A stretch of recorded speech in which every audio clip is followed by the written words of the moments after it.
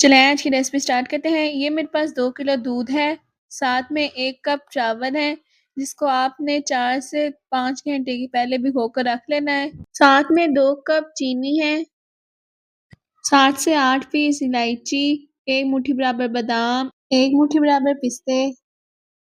सबसे पहले इलायची के बीज को निकाल लें और उसको कुछ सेकंड्स के लिए ग्राइंड करके उनका पाउडर बना लें। जब तक मैं इनका पाउडर बना रही हूँ, आप मुझे कमेंट बॉक्स में बताएं कि आपको मेरी रेसिपीज कैसी लगती हैं। ले जी, कुछ सेकंड्स के बाद इसका पाउडर रेडी हो चुका है, जैसे कि आप देख सकते हैं। साथ में बादामों को डालकर इनका भी अच्छी तरह से पाउडर बना रहे हैं। बच्चों को ड्राई फ्रूट्स नहीं पसंद होते, इसलिए आप इनका पाउडर बनाकर खीर में डाल लें ताकि वो शौक से खीर खा सकें। ये देखिए, बादामों का भी पाउडर रेडी हो चुका है, साथ ही पिस्तों का भी पाउडर बना लेंगे। जब तक मैं इसका पाउडर बना रही हूँ, आप मुझे कमेंट बॉक्स में बताएं कि आप मुझे किस सिटी से देखते हैं। ये देखिए, पिस्तों का अच्छी तरह से पाउडर बन चुका है, तो चलाएं अब खीर बनाने का प्रोसेस स्टार्ट करते हैं। सबसे पहले दूध को बॉयल कर लें। जब दूध बॉयल हो जाए तो इसके अंदर जो हमने इलायची के बीज का पाउडर बनाया था ना, वो डाल दें। इसे 1 से 2 मिनट के लिए बॉयल आने दें। जब इसमें बॉयल आ जाए तो इसमें चावल डाल दें जो हमने भिगो कर रखे थे, और इसे 20 से 30 मिनट के लिए हल्की आंच में पकने के लिए छोड़ दें। ये देखिए, 20 से 30 मिनट के बाद बॉयल आना स्टार्ट हो चुका है। अब आप इसे बीटर से बीट कर लें।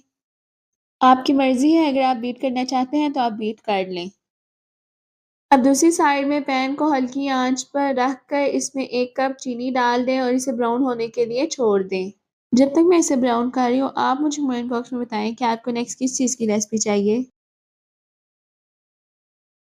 ये देखिए, चीनी ब्राउन होने लग गई है। अब आप चूल्हे को बंद कर दें।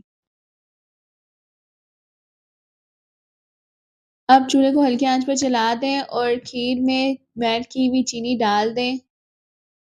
इससे खीर में बहुत अच्छा कलर आता है।